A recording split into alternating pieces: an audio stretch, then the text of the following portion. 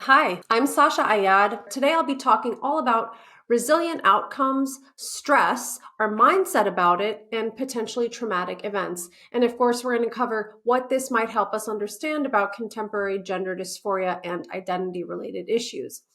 I'm going to be talking about a few resources today, and as always, I'll include the links below if you want to do a deeper dive into any of the research I talk about here.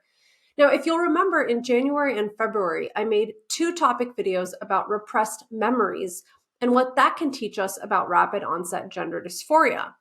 In those videos, the idea of trauma came up a lot, and I shared with you that I've been feeling really curious and a little concerned about how we mental health professionals, teachers, parents, therapists, journalists talk about trauma. And if you're on my Substack, which is the new platform for my free monthly newsletter, you'll know that I'm also thinking and writing there about what I call fragility narratives. These are limiting stories that we tell ourselves or that others tell us that can undermine our ability to overcome difficulties. So today's video is going to be a deep dive into all of this. Specifically, I'm going to be talking about an excellent book called The End of Trauma, How the New Science of Resilience is Changing How We Think About PTSD. It's by researcher and professor George Bonanno, who's an expert on resilient outcomes. And I actually read this book last month, and I found it tangible, practical, and really hopeful, especially in light of the kind of grim adolescent mental health crisis that we are seeing. The second resource we're going to look at today is a fascinating 2017 paper about stress perception and stress mindset and how they can impact not only our psychology, but even our physiology. And towards the end of the video, we're going to return our attention back to family dynamics, youth gender distress, and how all of these concepts can help you make better parenting decisions and even have some surprising applications for your own life. So before we jump into the first resource, if you're here on YouTube, I'd love to ask you to like this video and subscribe to the channel. And you can also leave a comment for the algorithm so that others can find this kind of information too. All right, so let's get started with The End of Trauma by George Bonanno. So the current conventional wisdom is that potentially traumatic events, sometimes just referred to as traumatizing events, lead to trauma. The DSM definition of trauma has also changed a lot over the years, and it went from describing much more severe events to less severe events. And I talked about this in the repressed memories videos. The idea that horrific or even really small difficulties can eventually lead to someone getting traumatized actually kind of makes logical sense if you happen to be a therapist whose patients are all struggling to heal after such an event or experience. So if you think about it, clinical work with distressed populations kind of by definition means you're witnessing a lot of people who can't get over that event or difficult experience. But something really surprised George Bonanno, the author of this book, when he started researching grief and bereavement in a long-term study. He and his colleagues discovered that the most common response was not one of prolonged grief and suffering, but actually of a resilient outcome. And we saw kind of a similar catastrophic expectation around the 9/11 terrorist attacks. So right after the attacks, everybody was expecting and predicting a kind of widespread wave of anxiety, PTSD, and all kinds of mental health problems for years to come. And all kinds of resources were mobilized for the predicted wave of chaos and distress. And of course, tragically, many people lost their lives or lost loved ones in these terrorist attacks. But the perception at the time was that everybody, from people who were there to people who weren't there, and even bystanders in other parts of the US, would be deeply, irreparably traumatized. But in fact, it turned out that most people in the long run were actually fine. And resilient outcomes, as it turns out, again, are the most common response to potentially traumatizing events. So Bonanno talks about PTSD in his book, which is a very real condition of suffering, including kind of extreme symptoms like dissociation, hyper-realistic flashbacks, and severe disturbances to people's ability to function. But he also points out that PTSD symptoms are not inevitable and they don't happen for everyone. How could this be given the conventional wisdom? Well, actually, when we take a bird's eye view, this really makes perfect sense. For most of us, our modern daily lives are predictable, safe, comfortable. But in our history as human beings from all over the world, we have endured incredibly difficult circumstances: wars, famines, violence, displacement, natural disasters, so on and so forth. So it just couldn't be possible that everyone who's lived through those potentially traumatic events would end up traumatized. Most people have found ways to face these incredible difficulties and challenges and cope and demonstrate flexibility and healing. Bonanno identifies two really important concepts associated with resilient outcomes that I want to talk about here today. One is the flexibility mindset, and the other is the flexibility sequence. And he describes seeing both of these kind of concepts over and over in the last 15 years as he's been studying this topic. So, people with a flexibility mindset demonstrate three key things. Number one, they have optimism about the future. Number two, they have a challenge orientation, which means they see negative experiences as an opportunity to solve problems rather than something that's debilitating or really destructive. And number three, they have confidence in their ability to cope, which allows them to actually head into those experiences, facing them fully rather than totally ignoring them or avoiding them.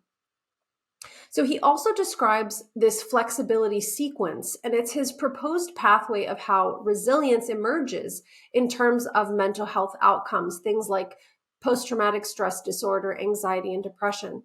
And basically, this is Bonanno's theory for how somebody would even end up doing okay or well after experiencing a potentially traumatizing event. So I think of this as the kind of flexibility mindset in action. And here's the sequence. So number one, people assess their context. Context sensitivity is what he calls it.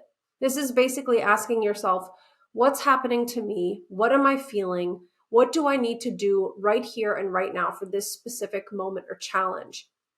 Notice how focused this is. You're not going for the big picture, the long term, or trying to figure out everything you might ever need to do to cope. An overly broad approach can actually be really overwhelming. So this is really focused. It's just what's happening right here, right now. This makes things more manageable and easier to control, and it can even be uplifting or give us some momentum about what we might need to do later if we can just stay focused on the present. The next thing is assessing your repertoire. So figuring out what are the tools I have at my disposal? What can I do? And he points out something really important. I want to spend a couple of extra minutes here. No single tool in your repertoire is the end all and be all, right? Something that works in one context or at one point in time may not work at all in 2 weeks or in a different type of problem, for example. And he actually criticizes articles that he's seen floating around in kind of like pop psychology spaces, the 10 behaviors that all resilient people do or something like that, because he says they're really context specific, they're individually specific, and a behavior that really helps at one point in time may not help later. And I also wanted to point out these kind of behaviors in your repertoire are not necessarily what you might think as like therapeutic. So they're not deeply introspecting and analyzing your feelings and talking about your emotions. They might be, right? But sometimes they're very different, like distraction, focusing on other things, and even repression. Now, I want to say repression in this context is not the kind of repression that we talked about, which is a pseudoscientific concept of like totally blocking out memories, but repression meaning I'm just not going to think about that right now, and I'm going to focus on getting back to normal life. So all of these strategies can be completely perfect for a situation or a specific moment in time. In the same vein, Bonanno describes what he calls coping ugly. This is when we engage in behaviors that in the long term, if repeated, would actually be detrimental, but they might be temporarily adaptive. So he uses the example of getting drunk. Obviously, getting drunk is not a good long-term strategy. But if someone is really shaken up from going through a potentially traumatic event and they get drunk once or twice and then move on to other coping behaviors, that could be perfectly adaptive. So this repertoire step of asking yourself, what are my tools? What can I do right now? This is a sort of process we need to repeat over and over at different stages of healing or moving on from the experience. And lastly, there is feedback monitoring. This is the process of figuring out if what you're doing is actually working. I highly recommend reading The End of Trauma. It's a great book. There were so many fascinating takeaways that I got from reading it. But for today's video, I'm going to stop here and we're going to shift gears to look at the study about mindset and stress perception. So this is a study that sought to evaluate the effects of two different mindsets. The first mindset is that stress is enhancing, and the second mindset is that stress is debilitating. Now, researchers primed each of the two groups with a short video. One video told participants stress is actually good for you, it prepares you for action, it helps you focus, etc. And then the other video told the second group that stress is actually detrimental to your health and your functioning. Then they put each group through a performance-based stress test. In this case, it was a mock interview, including delivering an 8-minute speech. And they even had the interviewers give feedback in the different experimental conditions. So some viewers gave positive feedback, smiles, nods, encouraging comments. And then in the second condition, the subjects were given really negative feedback, like furrowed brows, frowning faces, shaking heads, and even some negative comments. And then right after their speech, subjects had to complete evaluations about the demands placed on them, and they reported their emotions. What I found particularly cool is what happens next. The study took saliva samples around 30 minutes after the speeches, and then subjects performed a cognitive task to assess attention and cognitive flexibility. Then they gave another saliva sample 60 minutes after their speeches were over. So analyzing the saliva samples allowed researchers to evaluate physiological, biological changes in addition to the psychological and cognitive states that were assessed by other measures. Now, before we look at the findings, I want to give a quick explanation to the best of my knowledge about what DHEAs are. These are hormones which help counteract cortisol. And cortisol is often called the stress hormone. It's produced in times of stress. And DHEAs are interesting. In a small 2004 study of military training, it showed that DHEAs are associated with less severe PTSD symptoms, a greater focus, less dissociation, and improved problem-solving skills. And they've also been associated with speeding up wound repair, enhancing immune function, and overall, it seems like DHEAs counteract the impacts of cortisol. So back to our study. Here's what the researchers found. Adopting a stress is enhancing mindset has an overall positive effect on cognition and emotion and can cause increases in DHEAs. These findings are even true if a stressor itself is thought of as threatening. So remember, we talked about thinking of the stressor as a challenge. So this means even if you think something is legitimately a threat to you, if you adopt a stress is enhancing mindset, you can have positive impacts. Stress is enhancing was also associated with broadening your repertoire, which we also talked about earlier, and gave participants access to enduring physical, intellectual, social, and psychological resources, and helped to produce creative, flexible, and novel thinking. The study noted that stress as enhancing doesn't make the stressful situation any less emotionally difficult, but it does promote psychological thriving, cognitive flexibility, and adaptive biological responses, which of course all lead to resilient outcomes. So what about people who adopted the belief that stress is debilitating? They demonstrated worse cognitive flexibility, and interestingly, they demonstrated a bias against noticing the positive feedback from interviewers. So even when good stuff was happening and the interviewers were nodding and smiling and saying encouraging things, these participants were less likely to notice it.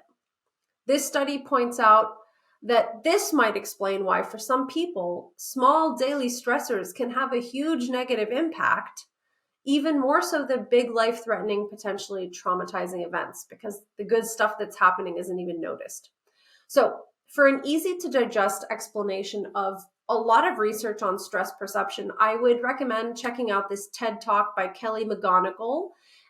She also talks about some other research there. The original paper I'm going to include is by Crum et al. It'll be in the notes. But in Kelly McGonigal's talk, she notes this really interesting long-term study that tracked 30,000 people for 8 years and found that our beliefs about stress and not the presence of stress itself can actually have an impact on our mortality, which is really fascinating. Okay, so how do we apply all of this knowledge to teens and young people who might be struggling with gender identity? To hear the rest of this video, please join my parent membership group on Subscribestar, where you can sign up for the topic video tier and get full versions of all the clips that you see here on YouTube.